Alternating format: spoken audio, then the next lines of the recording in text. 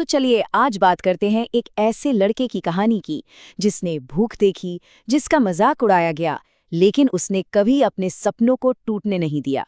जी हाँ, ये कहानी है भोजपुरी के सुपरस्टार खेसारी लाल यादव की।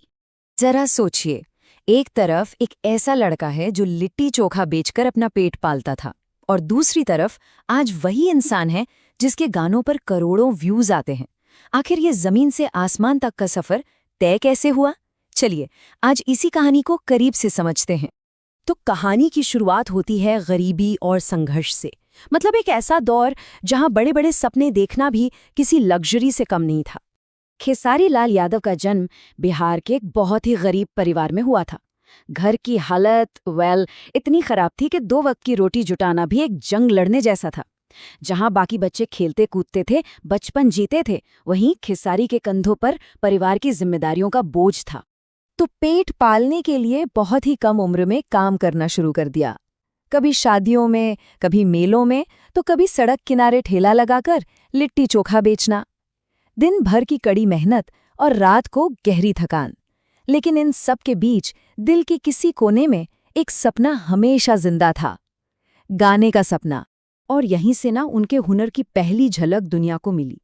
जब भी काम से फुर्सत मिलती, वो गुनगुनाने लगते और देखते ही देखते लोगों की भीड़ लग जाती थी। लोग कहते, अरे इस लड़के की आवाज़ तो बढ़िया है। बस यहीं से उन्हें पहली बार लगा कि शायद यही वो रास्ता है जो उनके लिए बना है। लेकिन सिर्फ अच्छी आवाज़ होना ही तो काफ़ी नहीं होता है ना। सपने को हकीकत में बदलने का रास्ता कांटों से भरा था, और उन कांटों का नाम था संघर्ष और अपमान। सोचिए, ना कोई गॉडफादर, ना पैसा, ना कोई जान पहचान, फिर भी जैसे तैसे करके खेसारी ने अपना पहला ऑडियो एल्बम निकाला। लेकिन हुआ क्या? एल्बम बुरी तरह फ्लॉप हो गया। पैसे तो डूबे ही, ऊपर से लोगों ने उनका खूब मजाक उड़ाया। और ये मजाक सिर्फ काम तक ही सीमित नहीं था, ये पर्सनल हो गया था। इंडस्ट्री में लोग मुंह पर कहते थे, तुम हीरो नहीं लगते। ये एक ऐसी बात थी जो किसी के भी आत्मविश्वास को चकनाचूर कर सकती थी। मतलब हर तरफ से सिर्फ ना सुनने को मिल रहा था। कोई कहता तुम्हारी आवाज नहीं चलेगी, तो कोई कहता ये सब तुम्हारी बस का नहीं है। हद तो तब हो गई जब स्टेज शो करने के बाद उन्हें उनका पूरा पैसा तक नहीं दिया जाता था। चारों तरफ से इतनी नेगेटिविटी के बीच उन्होंने अपने मन में एक बात ठान ली थी, या तो मैं टूट जाऊंगा या फिर एक दिन इन सबको जवाब दूंगा। और बस यही जिद, यही संकल्प उनकी सबसे बड़ी ताकत बन गया। कहते हैं ना, हर अंधेरी रात के बाद सुबह जरूर होती है। खेसारी की जिंदगी में भी वो सुबह आई, एक ऐसे गाने के साथ जिसने रातों रात सब कुछ बदल कर रख दिया। सालों का वो लगातार संघर्ष, एक हिट गाने ने उसे एक झटके में खत्म कर दिया।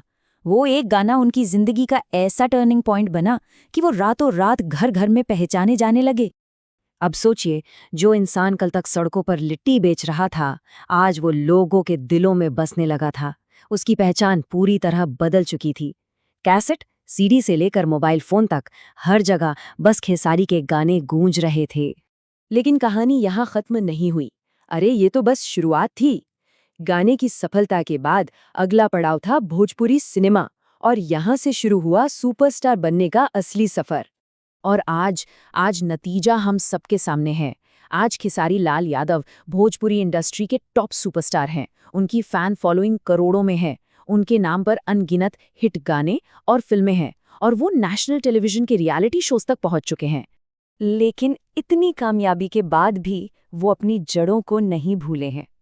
वो खुद ये बात मानते हैं और कहते हैं, अगर गरीबी ना देखी होती तो शायद आज ये मुकाम न मिलता। वो अपने संघर्ष को अपनी सबसे बड़ी ताकत मानते हैं।